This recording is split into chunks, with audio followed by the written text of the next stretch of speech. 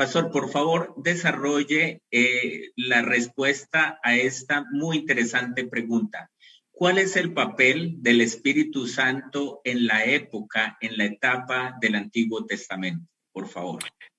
Mira, tú sabes que de alguna manera u otra las personas han siempre hablado del Espíritu Santo en el Nuevo Testamento porque Jesús dijo, le voy a enviar el Consolador. Y esto ha hecho que muchas personas ignoren que ya en el Antiguo Testamento, de hecho, desde que uno abre la Biblia en Génesis capítulo 1, versículo 2, tenemos la primera mención del Espíritu Santo. La Biblia dice que la tierra estaba desolada y vacía. Y luego dice, y el Espíritu de Dios se movía sobre la faz de la tierra. Así que allí ya vemos la mención del Espíritu Santo. Tenemos también otro caso, por ejemplo, en Job, capítulo 33, versículo 4, Job dice que el Espíritu Santo lo había creado, lo había formado. Así que estas son menciones. Otra mención que es famosa para ustedes, está a ver Génesis capítulo 6, cuando habla del diluvio. Génesis capítulo 6, versículo 3, dice la Biblia, no contenderá para siempre el Espíritu de Dios con los hombres. Y allí se ve el Espíritu de Dios de alguna manera u otra interactuando con la humanidad. Pero hay otros textos que también hemos pasado por alto que tienen que ver con dones del Espíritu Santo. Es decir, los dones no solamente aparecen en el Nuevo Testamento. Ustedes van a tomar que cada vez que Dios se les revela a un profeta, Dios dice, la palabra de Jehová vino sobre mí. O por ejemplo, a los jueces, en el caso de Sansón, y el Espíritu de Jehová vino sobre mí, dice Jueces 14:6, hablando de cuando él tenía fuerza y destruía a los filisteos. Moisés, en el capítulo 11 de Números, habla de los 70 ancianos sobre el cual el Espíritu Santo vino. Y no solamente eso, cuando lo iban a construir el santuario, dice que el Espíritu Santo vino para darle poder, darle talentos a los constructores. Así que estas son referencias que uno puede ver en el Antiguo Testamento. Uno de los versículos tal vez más famosos que ustedes conocen es la oración de David cuando había cometido el pecado en Salmos capítulo 51. El versículo 11 dice David, no te alejes de tu presencia de mí, ni quite tu Santo Espíritu. O sea, allá hay una referencia al Espíritu Santo. Y esto nos revela entonces que el Espíritu Santo siempre estuvo bien activo en el Antiguo Testamento, a pesar de que no lo vemos con roles como, no vemos abiertamente la Trinidad como la presentamos más claramente en el Nuevo Testamento, pero sí hay menciones muy claras del Espíritu Santo habitando sobre el ser humano, dando entendimiento, guiando y sobre todo en la creación, como ya he mencionado. Pastor Peñuela, la pregunta es la siguiente. La Biblia habla mucho del ángel de Jehová, pero en algunos pasajes al ángel también se le llama Jehová. ¿Es Dios, por lo tanto, un ángel? Muy interesante pregunta. Sabe que la pregunta tiene por lo menos unos dos elementos para considerar. Y como ya el doctor Polanco lo ha mencionado claramente, para poder abordar estos temas desde la perspectiva del Antiguo Testamento, necesitamos considerar precisamente ese gran conflicto, el rol del ángel de Jehová, el ángel del Señor en ese gran conflicto.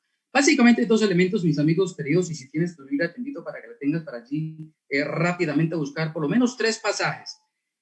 La Biblia, o mejor el Antiguo Testamento, básicamente nos presenta una serie de manifestaciones, o mejor, intervenciones de Dios en el pueblo de Israel, en espacio y en tiempo. Nos han hecho la pregunta si el ángel de Jehová es el Señor, si es Jehová, y si eso es cierto, entonces si el Señor es un ángel. Muy interesante. Miren, amigos, en el Antiguo Testamento, saben ustedes, fue escrito en hebreo.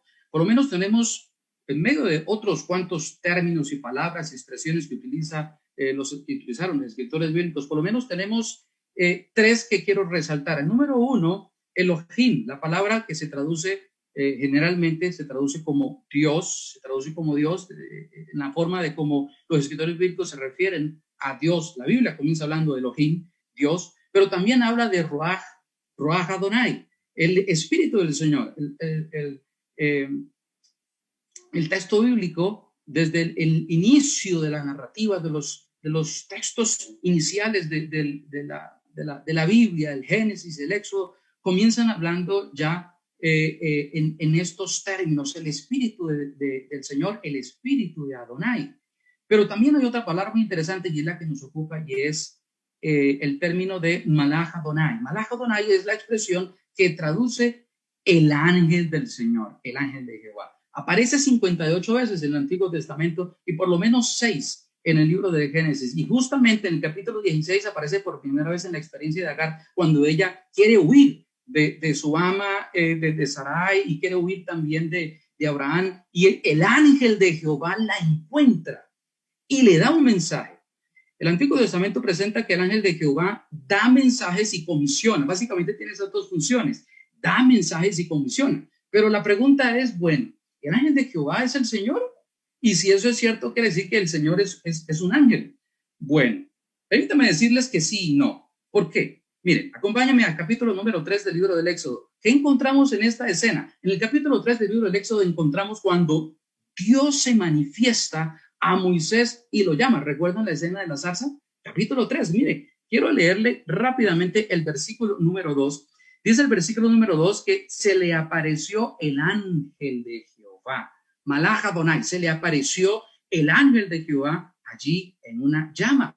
Claro, como no se estaba consumiendo, a Moisés le llamó mucho la atención y se acerca. Y cuando se acerca, el versículo 4 dice, viendo Jehová que él se iba a ver, lo llamó Dios en medio de la zarza. ¿Quién se le apareció? El ángel del Señor. Pero ¿quién le habló? Ahí mismo en medio de la zarza. Le habló el Señor, ¿cierto? Le habló el Señor. Y más adelante, el versículo número 5 nos presenta unos detalles que sin duda alguna están hablando de Dios. Quita tus sandalias porque el lugar donde estás, ese lugar es santo. Allí estaba la presencia de Dios. Y el versículo 6, con más razón, nos da la respuesta. El ángel de Jehová le dice a Moisés, yo soy el Dios de tu padre, Dios de Abraham, Dios de Isaac y Dios de Jacob. No hay duda alguna que Malach Adonai, el ángel del Señor, es el mismo Señor. Más adelante, si ustedes siguen la lectura en el versículo 8, en el versículo 10, encuentran que el ángel del Señor había descendido para librar al pueblo, y había descendido no solo con ese mensaje, sino para comisionarlo. Hay otro episodio interesante y quizás vamos a adelantarlo, a profundizarlo más cuando nuestro congreso tenga su encuentro en el mes de mayo, y es el capítulo 6 del libro de Jueces. Hay un personaje que ustedes conocen muy bien, Gedeón, ¿lo recuerdan? Gedeón. Cuando Dios lo llama, dice capítulo 6, el versículo 12, que el ángel de Jehová se le apareció. Y cuando seguimos haciendo la lectura en este capítulo, encontramos que el que le habla es el Señor. De hecho, el escritor de Jueces hace un intercambio de vocabulario. Habla del ángel de Dios, del ángel de Jehová y también de Jehová, que son los mismos. La naturaleza divina es presentada claramente en el Antiguo Testamento como poseedora del ángel, el ángel de Jehová. Ahora, no hay duda que el ángel de Jehová es Dios. Pero ¿eso quiere decir entonces que Dios es un ángel? Bueno, para responder esa otra inquietud, quiero que tengan por allí pendiente, allí en sus Biblias, el capítulo número 23 del libro del Éxodo. Todos sabemos nosotros de qué trata el libro del Éxodo, pero el capítulo 23 es supremamente importante. ¿Por qué? Amigos, el Antiguo Testamento y el Nuevo Testamento presentan la misma historia. Estoy hablando en términos digamos, de estructura, de paradigma, la misma historia. En el Nuevo Testamento, el Padre envía a su Hijo con una misión, con un mensaje y con una comisión. En el Antiguo Testamento, Elohim envía también a su ángel. Particularmente, mis amigos, esta palabra malach, que en hebreo traduce ángel, etimológicamente significa mensajero. En otras palabras, Malach Adonai se puede traducir no solamente como ángel del Señor, sino también el mensajero del Señor.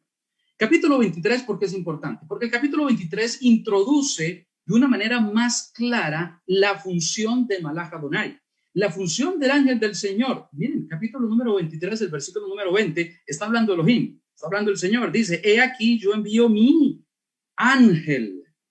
Y el capítulo 23 también, el versículo 21, dice que él no perdonará vuestra rebelión, si no lo escuchan, por supuesto, porque mi nombre está en él. ¿Quién puede perdonar si no solo Dios? ¿Quién más tiene el nombre del Señor? El Señor mismo, el ángel de Jehová, el ángel del Señor, tiene toda la plenitud de la divinidad, de la deidad.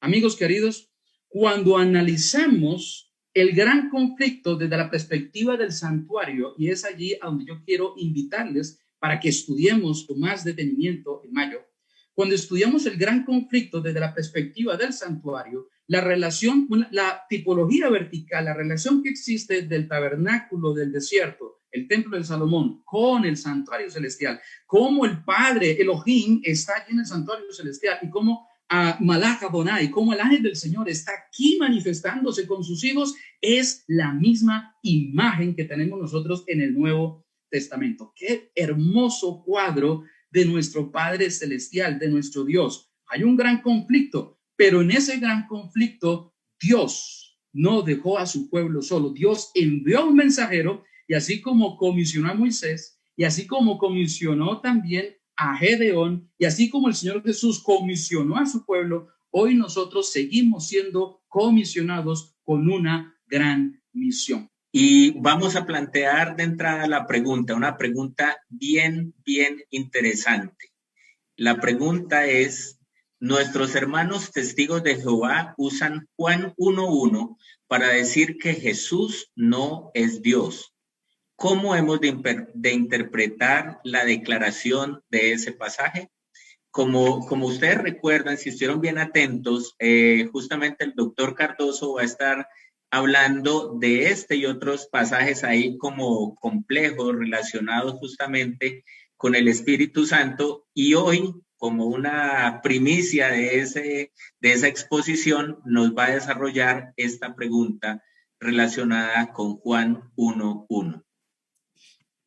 Gracias, Marlon, y gracias por la invitación y buenas noches a todos los que nos acompañan en esta hora a través de las redes sociales y las distintas plataformas donde se está transmitiendo este evento.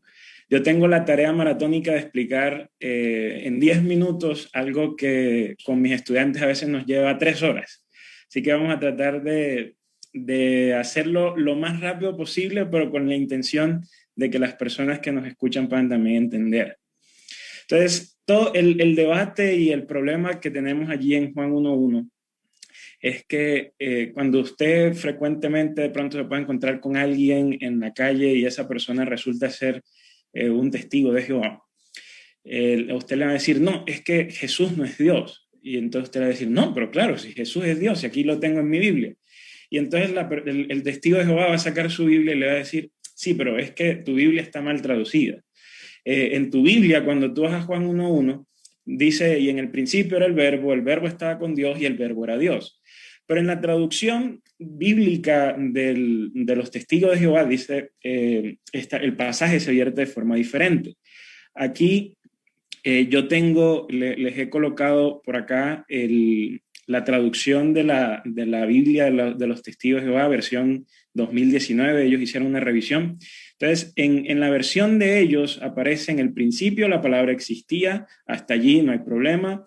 La palabra estaba con Dios, hasta allí no hay problema, pero la última parte de Juan 1:1, ellos van a decir, y la palabra era un Dios, ¿no? Y ustedes ven aquí, colocan Dios en minúscula, aparece esto de acá, un Dios, ¿no? Y entonces en este pasaje para ellos es la fuente para poder explicar que Jesús tenía cualidades divinas, pero que él no era propiamente igual al Padre, ¿no? Él no tenía la naturaleza divina tal como sí la tenía el Padre. Entonces lo que vamos a hacer en estos 10 minutos es tratar de entender por qué ellos llegan a esa conclusión y si la conclusión a la que llegan puede ser soportada o no. Ustedes van a notar que en mis diapositivas todo el tiempo va a aparecer un idioma medio raro, y ese idioma medio raro va a ser el griego koiné, que es el griego en el cual se escribió el Nuevo Testamento, en el cual escribió Juan, pero al lado vamos a tener siempre las traducciones, ¿no? Para que podamos entender todos.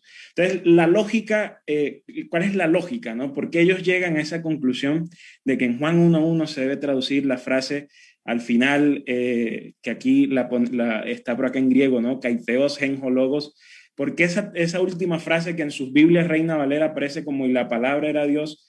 ¿Por qué se traduce en las versiones de ellos como "y la palabra era un Dios", ¿no?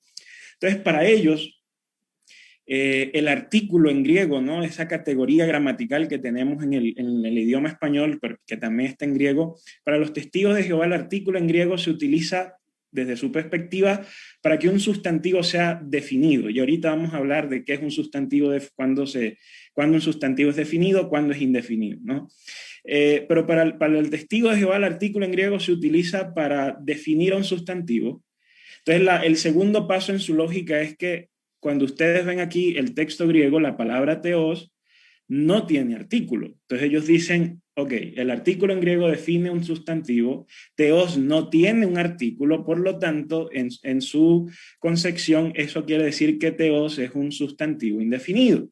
Y si es un sustantivo indefinido, en español, entonces la traducción correcta es un Dios, no Dios como tal, ¿no? Entonces, eso es lo que está en juego. Es esta palabrita y el hecho de que no tiene artículo, ¿no? El artículo en griego luce así como está, o de acá como con un pelito arriba, entonces eso es el artículo en griego. Entonces, como eso que está aquí no aparece en teos, ellos dicen, la traducción, o Juan lo que quería decir era que Jesús era un Dios inferior al Padre, ¿no?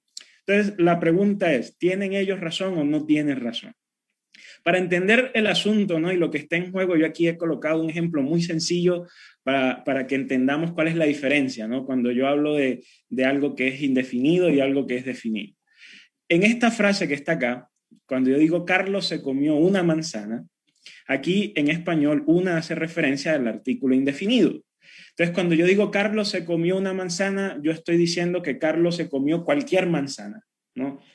Cualquier manzana, la manzana no está especificada, no se sabe con seguridad qué manzana se comió Carlos, pudo ser cualquiera. Pero luego en esta frase, cuando yo tengo aquí, digo Carlos se comió la manzana, entonces ahí automáticamente cambia, porque ya Carlos no se comió cualquier manzana, Carlos se comió una manzana específica, ¿no? Y en español, bueno, tenemos otras cosas que nos ayudan a entender qué manzana se puede haber comido Carlos, ¿no? Si yo digo Carlos se comió la manzana, esa que mi mamá había comprado, entonces estamos diciendo es una manzana específica, ¿no? Entonces, cuando yo llevo este problema a Juan 1:1, yo tengo dos posibles traducciones, y la palabra o el verbo era un Dios, o sea, era cualquier Dios, podía ser cualquier Dios, no era algo específico, o yo puedo decir, y la palabra era Dios, ¿no? Pero entonces el testigo Jehová le va a decir, pero es que en griego no hay artículo, entonces si no hay artículo quiere decir que la palabra era un Dios, no que la palabra era Dios. Y en ese sentido el testigo Jehová tiene la razón. En griego teos no tiene artículo. Ahora, que teos no tenga artículo quiere decir que Jesús es un Dios inferior.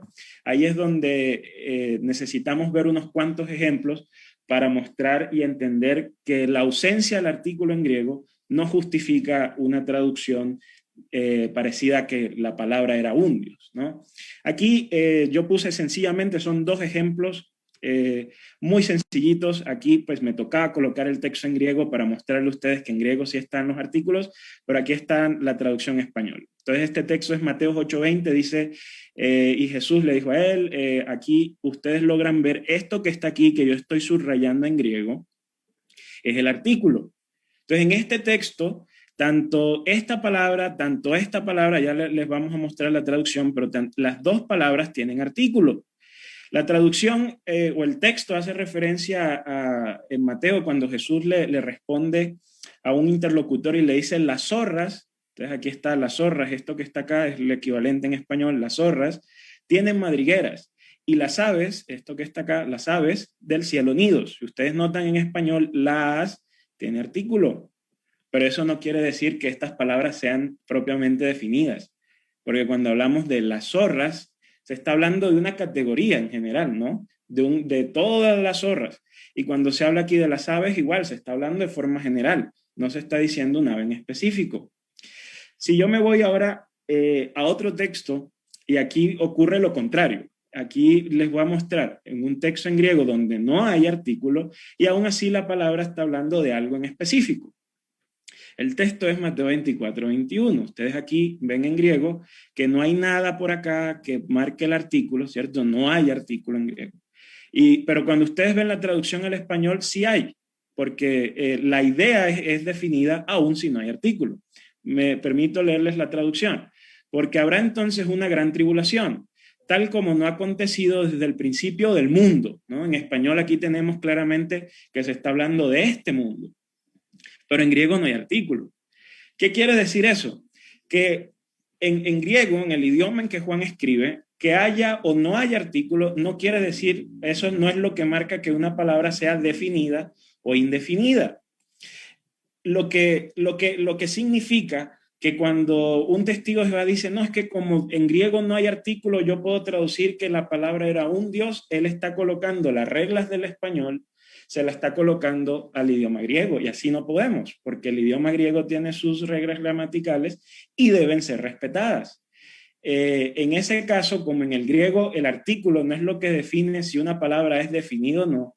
Que el teos no tenga artículo no me quiere decir que Jesús es un Dios inferior. Entonces, la pregunta que uno haría es, ok, pero de todas formas, ¿por qué no tiene esa palabra en griego un artículo? De tal forma que así nos libráramos del problema. Ahora, si usted quiere saber eso, yo le invito a que en los días del mayo 27 al 30, asista a la conferencia y entonces allí vamos a resolver particularmente esa duda. Porque eso, la razón por la cual la palabra teos en griego no tiene artículo es lo que vamos a explorar allí. Y aquí les voy como el propósito de esta presentación es dejarlos salivando. Entonces mire todo lo que se viene en ese día para poder explicar por qué la palabra teos no tiene artículo. Y al final, entonces, vamos a aclarar y a entender el por qué no tiene artículo y por qué, aún sin tener artículo, la traducción correcta es que la palabra era Dios y de la misma identidad divina del Padre. Gracias, pastor. Y justamente la pregunta que vamos a plantear tiene que ver con ese tema. Y es la siguiente. El apóstol Pablo dice en Colosenses 2, 14 y 15 que Cristo triunfó sobre los poderes del mal en la cruz y que clavó el acta de los decretos que había contra nosotros. ¿Qué es esa acta y por qué fue clavada en la cruz?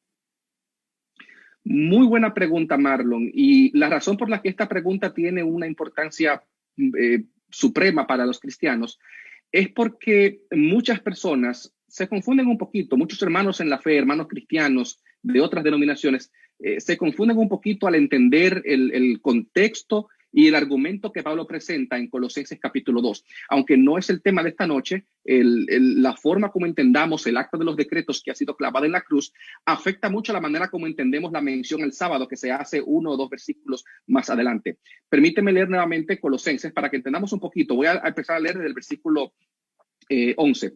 Y a vosotros, dice Pablo, estando muertos en pecados y en la incircuncisión de vuestra carne, os dio vida juntamente con él, perdonándoos todos los pecados. Él anuló el acta de los decretos que había contra nosotros, que nos era contraria, y la quitó de en medio, clavándola en la cruz. Y despojó, dice Pablo luego, a los principados y a las potestades. Los exhibió públicamente, triunfando sobre ellos en la cruz. Pablo está hablando aquí de lo que Cristo hizo, de lo que Dios logró por medio de la persona de Cristo en la cruz del Calvario. Y Pablo dice que Cristo clavó en la cruz, anuló, quitó de en medio y clavó en la cruz 3 veces, tres acciones en contra de esto que se llama el acta de los decretos. Rapidito, Marlon, vamos a dar un pequeño vistazo general. Por supuesto, en mayo veremos mucho más a fondo este pasaje y otros que hablan de la cruz como el escenario del gran conflicto. La palabra que en español aquí se traduce como acta, literalmente significa un documento firmado a mano. En griego la palabra es cheirografón. ¿Cuál es el problema? En la Biblia, y yo sé que ustedes seguro han escuchado muchas veces pastores, expositores, maestros, diciendo y explicando cómo una palabra tiene todo un rango semántico de significado. Como una misma palabra en un momento de la Biblia tiene un significado, en otro tiene otra, y eso nos da una idea del abanico de significados que puede tener esa sola palabra. Por supuesto, cuanto más común es una palabra, más fácil es comprender todo el abanico de significados, todo lo que puede significar. Cuanto más escasa es una palabra, más difícil es tratar de entender su significado bien concreto. Hay un grupito bien pequeñito de palabras, bueno, un grupo de palabras que se les conoce como apax legomenon, y que es una frase griega que significa solo aparece una vez, o palabra que se repite una sola vez. Y lamentablemente la palabra acta, o en griego cheirografón, es un apax legomenon. Solamente aparece una vez en la Biblia, y es en este versículo, en Colosenses capítulo 2, versículo 14. Por lo tanto, Marlon y hermanos de Colombia, no tenemos otro versículo de la Biblia con que comparar la palabra acta, lo que en español se traduce como acta. No tenemos otro versículo donde Pablo use la palabra en otro contexto para iluminar un poco mejor el sentido de acta. Entonces, como la palabra solo aparece esta sola vez en la Biblia, por supuesto, tenemos que traducirla, tenemos que estudiarla, pero es bastante difícil y tenemos que ser humildes al acercarnos a esta palabra y al estudiar este pasaje.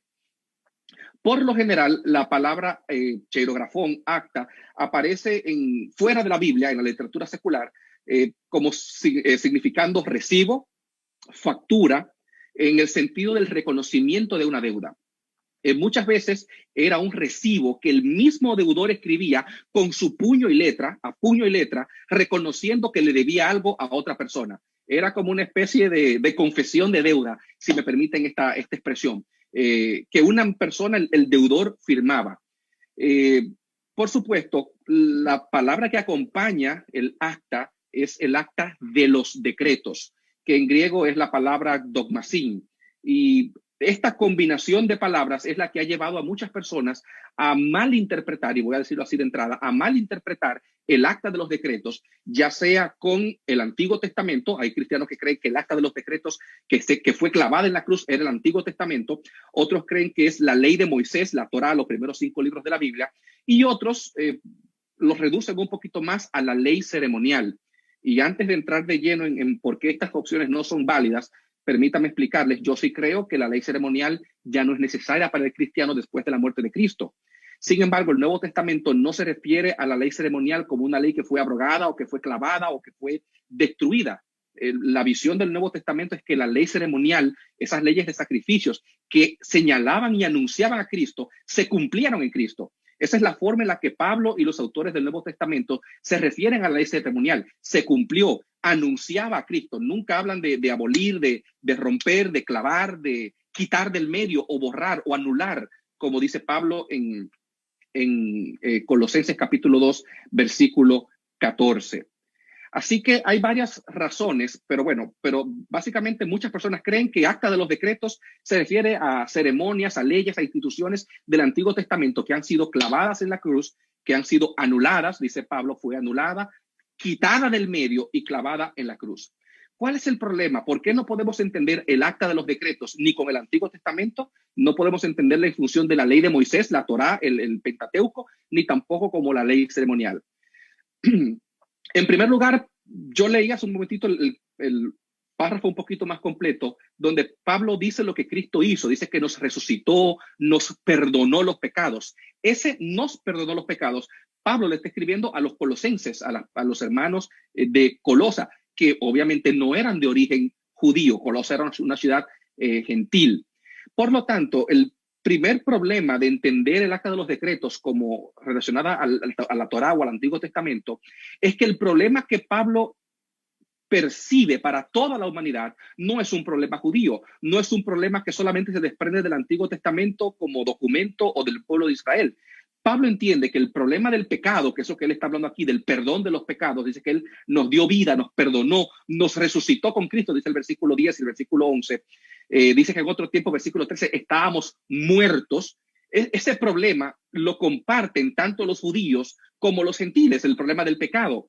Así que no podemos identificar el acta de los decretos como algo que pertenecía únicamente al pueblo judío, porque el problema aquí es universal.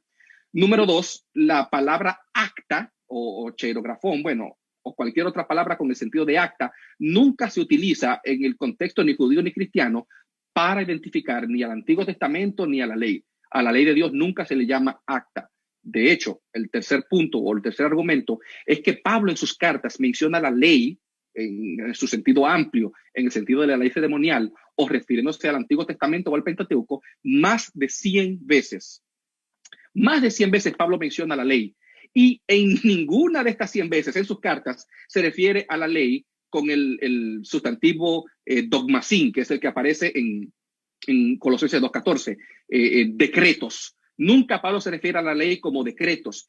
El sustantivo que Pablo utiliza es nomos, que se traduce normalmente como ley. Ley. Así que Pablo nunca utiliza, primera vez que utiliza la palabra acta, cheirografón, y nunca utiliza la palabra dogmasín o decretos para referirse a la ley. Así que cuando comparamos y vemos el uso que Pablo da a la palabra ley, no encaja en este pasaje. Así que lamentablemente nuestros hermanos evangélicos tenemos que encontrar otra interpretación, otra forma de interpretar. Por último, Pablo dice que esta acta de decretos, Pablo añade una tercera definición. Es acta, tiene decretos, y dice Pablo, nos era contraria, estaba en contra de nosotros. Curiosamente, Pablo en ninguna de sus cartas considera el Antiguo Testamento o la Torá o la ley de Dios como algo, como un ente o como un documento que está en contra de nosotros. Todo lo contrario, en Romanos capítulo 7, versículo 13, Pablo considera la ley como santa, como justa y como buena. Y de hecho, Pablo dice que el pecado se aprovechó de lo que era bueno, y a través del mandamiento, el pecado trajo la muerte y a través del mandamiento trajo la condenación. Pero Pablo nunca dice que el mandamiento, que la ley o que la Torá es algo que está en contra del creyente. Así que, de nuevo, entender que el acta de los decretos está relacionada con el Antiguo Testamento o con la ley ceremonial es una idea que no aparece en Pablo. Entonces, ¿qué explicación podemos dar? ¿Cuál es esta acta de decretos que está en contra de nosotros y que fue clavada en la cruz? Es interesante que los rabinos judíos y sobre todo en el periodo intertestamentario, utilizaron esta misma palabra, acta o cheirografón, para referirse al registro de los pecados contra las personas que está en el cielo. Los rabinos judíos decían que en el cielo hay un registro de pecados que es lo que da testimonio contra nosotros y es lo que produce el decreto de muerte, o es lo que origina que Dios tenga que decretar la muerte del pecador, porque hay un registro que dice Jorge Luis ha pecado, y ahora como Jorge Luis ha pecado, Jorge Luis debe morir. Esa acta que los rabinos y que los autores del periodo intertestamentario dicen está en el cielo. Yo recuerdo que de niño nos enseñaban que los ángeles van tomando nota de nuestros pecados. Pues los rabinos decían, hay un acta en el cielo, hay un cheirografón, hay un manuscrito escrito donde están mis pecados, y ese decreto, esa acta, testifica en contra mía y hace que se emita una sentencia. Pablo dice, la paga del pecado, ¿cuál es? Es la muerte. Así que cuando Pablo dice que en la cruz Cristo clavó, bueno, primero dice que anuló el acta de los decretos, dice que la quitó de en medio y luego dice que la clavó en la cruz. Lo que Pablo está diciendo es que en la cruz del Calvario, Cristo hizo una obra triple. Cristo anuló el registro de los pecados que había en contra mía, la quitó del medio, la dejó sin valor y la clavó. Es muy interesante porque esta triple repetición de acción lo que expresa es que el perdón que tú y yo tenemos en la cruz del Calvario es un perdón completo, que lo que Cristo hizo en la cruz del Calvario abarca toda la humanidad y lo abarca todo. No hay necesidad de más, es definitivo. De hecho, algunos especialistas, Marlon, dicen que en el tiempo de Pablo existía la costumbre de que cuando un recibo, usted pagaba una factura, usted pagaba una deuda, se tomaba la factura y la atravesaban con un clavo. Le hacían un pequeño agujerito para indicar que estaba pagada. Algunos debaten y dicen que no hay suficiente evidencia, pero algunos dicen que se han encontrado registros de eso. Aunque no sea muy seguro que existe esta costumbre, lo cierto es que cuando vemos la historia bíblica, en la Biblia no aparece ningún acta que fue clavado. En la cruz el único que fue clavado fue Cristo. Y esto, por supuesto, alude a otro versículo que Pablo menciona en la segunda carta a los Corintios, que al que no conoció pecado, dice Pablo, por nosotros Dios lo hizo pecado. En otras palabras, Cristo se convirtió en el pecado, cargó la culpa que me correspondía a mí, cargó el castigo que me correspondía a mí en la cruz del Calvario. Por lo tanto, mis pecados quedaron perdonados en la cruz del Calvario. Y contestando, por supuesto, la pregunta, ¿por qué fue en la cruz? ¿Por qué es la cruz lo importante? Porque en ese lugar, ese viernes de tarde, Cristo allí pagó la deuda. Fue allí donde Cristo hizo expiación por mis pecados, porque fue en la cruz del Calvario donde se ganó la batalla por mi alma y por mi vida. Fue en la cruz del Calvario donde quedó decidido de una vez y por todas el gran conflicto cósmico entre el bien y el mal. Y es porque allí en la cruz del Calvario queda definido tu destino, amigo y hermano que me estás escuchando, y mi destino eterno. Hay mucho más que podemos hablar sobre este tema. Por supuesto, cuando entendemos que el acta de los decretos es el registro de los pecados, automáticamente ya tenemos que, ya todo el resto del pasaje, nadie os juzgue en días de fiesta, en nueva o sábado, toma otro sentido que obviamente no es el que nuestros hermanos evangélicos creen. Aquí no se está aboliendo el sábado semanal como tú y yo lo conocemos y lo observamos en observancia y en obediencia al cuarto mandamiento de la ley de Dios. Pero eso no es el tema de esta noche.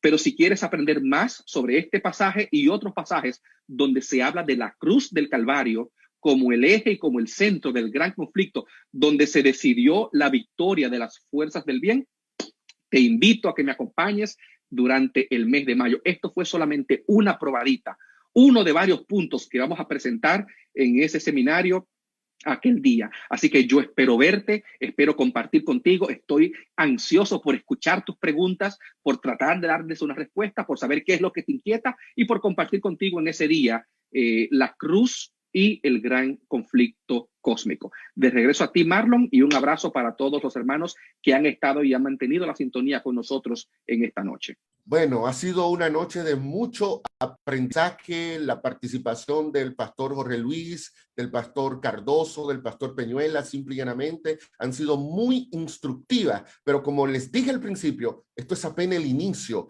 Ahora se van a unir, ellos van a estar nuevamente en el simposio, pero ahora tendremos también la participación del doctor Tim del Centro Bíblico, del Centro White de la Asociación General, el doctor Sousa, director del Instituto de Investigaciones Bíblicas. Estará también el doctor Giri Moscala, quien es el decano del Seminario Teológico de la Universidad de Andrews. Estará Gluder Quispe, que es el rector de la Universidad Adventista de Perú. Así que tú no puedes perder la oportunidad de crecer en el conocimiento de estas dos grandes enseñanzas bíblicas, la doctrina de la deidad y el gran conflicto. Así que te invitamos a que te matricules, a que adquiera el material de apoyo, que es el libro El Gran Conflicto y la Erradicación del Mal. Habla con tu pastor, ponte en contacto con el personal de IATPA en todo Colombia, pero será una experiencia sumamente edificante. Te invitamos